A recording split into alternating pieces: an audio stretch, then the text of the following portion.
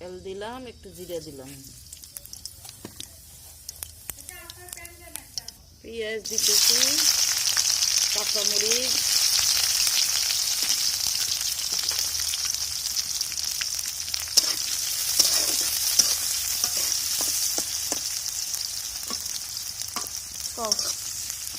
পেঁয়াজ মরিচ লাল লাল করে ভাজে নিয়ে তারপরে সবজি ঢেলে দেওয়া লাগবে। ভাজিটা লাড়া দিতেছি,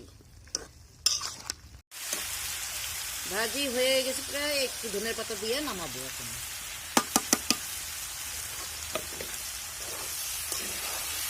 এটা হলো সবজি ভাজি, সবজি ভাজি।